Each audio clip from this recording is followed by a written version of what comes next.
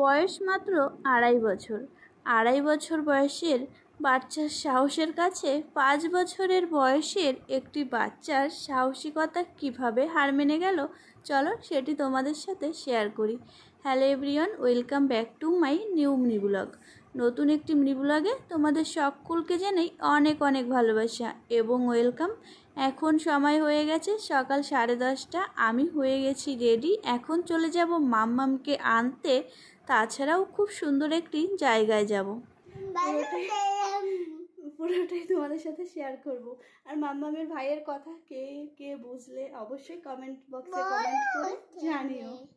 মাম্মামকে স্কুল থেকে আনতে যাওয়ার জন্যে নিজে যেমন রেডি হয়েছি, সাথে সাথে আমাদের বাবুও কিন্তু রেডি হয়ে গেছে।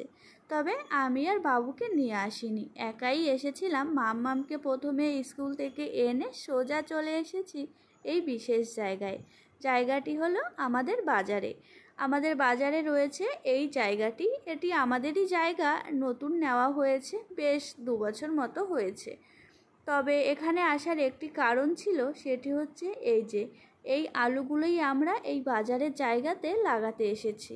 যেহেতু জায়গাটা বাজারে বেশ খানিকটা উঁচু রয়েছে, জল বেঁধে যাওয়ার কোনো সম্ভাবনা নেই। আবার এই যে বাজারের জায়গাটিতে ঘর মতন করা রয়েছে, যার কারণে এই আলুটা এখানে লাগালে কিন্তু খুব সহজেই ওরা লতিয়ে বেড়াতে পারবে। সেটা ভেবেই আমাদের বাড়ি থেকে প্রত্যেককে বলে এখানেই লাগাতে এসেছি। তবে হবে কি না জানি না, লাগিয়ে রেখে গেলাম। আর একটি কারণ হলো, আজ কিন্তু আমরা বাড়ির প্রায় প্রত্যেকেই চলে এসেছিলাম, ওই 2-1 জন বাকি ছিল। যে কোনো জিনিস না সবাই মিলে করার মধ্যে একটি ভীষণ মজা রয়েছে।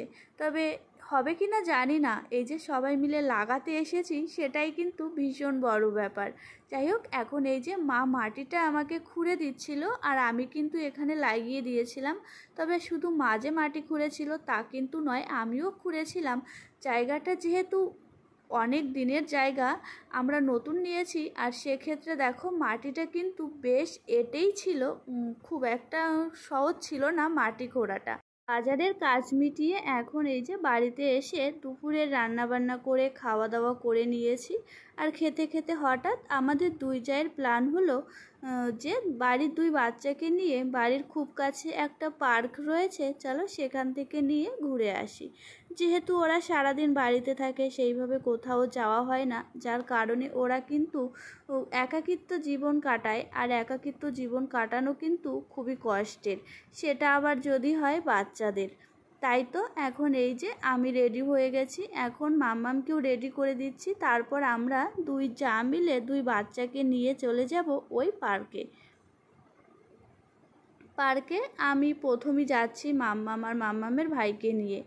আমি এখনও মাম্মামকে নিয়ে একা একা কোথাও যাই না, ওই নাচের ক্লাসে হয়তো বা মাঝে মাঝে যাই, তবুও আমাকে বাড়ি থেকে কেউ দিয়ে আসে। যাই হোক, এখন চলো আমি পার্কে চলে যাই। আর পার্কের কিছু স্মরণীয় ঘটনা তোমাদের সাথে শেয়ার করি। সেটি হচ্ছে মাম্মামের ভাই কিন্তু আজ প্রথমে গেল আমার সাথে পার্কে। আর পার্কে গিয়ে এত বড় সাহসিকতার পরিচয় দেবে সেটা আমি কখনোই আশা করিনি। আমার মাম্মামকে নিয়ে যেহেতু মাঝে মাঝেই পার্কে যাই, সেক্ষেত্রে আমার মাম্মামকে আমি যদি কখনো স্লিপে উঠতে দেখি, সেটা আমার স্বাভাবিক ব্যাপার যে মাম্মাম তো মাঝে মাঝেই পার্কে যায়। তবে মাম্মাম কিন্তু কখনো ওই স্লিপে ওঠে না, খুবই ভয় পায়। আর মাম্মামের ভাই আজ প্রথমবার পার্কে গেছে, আর পার্কে গিয়ে না অত বড় স্লিপে উঠেছে, যেটা দেখে আমি তো অবাক হয়েইছি, সাথে ওর মাও। যাই হোক, এখানে দেখো আমি কিন্তু একটু ভিডিও করার চেষ্টা করছিলাম, তবে তাকে কিছুতেই ভিডিওতে তোলা যাচ্ছিল না।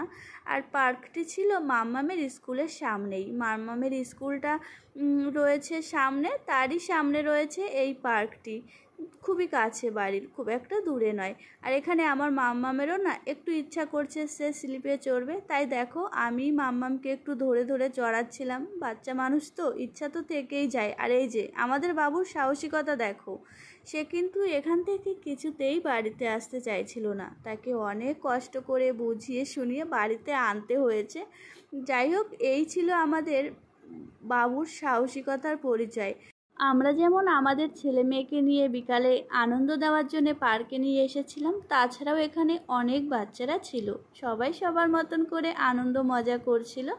আর এখানে মাম্মাম যেহেতু স্লিপে চড়তে পারেনি, তাই তার বায়না হয়েছিল মা আমি একটু দোলনা চড়ি। তারপরে কিছুটা টাইম মাম্মামকে দোলনা চড়িয়ে এখন এই যে বাড়ির উদ্দেশ্যে রওনা দিয়েছি। আর বাড়িতে আসতেই চোখে পড়লো ফুচকা। ফুচকা খাবো না তা তো হয় না। প্রথমে মাম্মামের ভাইও ফুচকা খেলো, আর আমরা নিজেদের জন্য দই ফুচকা নিয়ে চলো বাড়ি থেকে রওনা দিই। আর ভিডিওটি কেমন লাগলো অবশ্যই কমেন্ট করে জানিও। ভালো থেকো, পাশে থেকো, সুস্থ থেকো।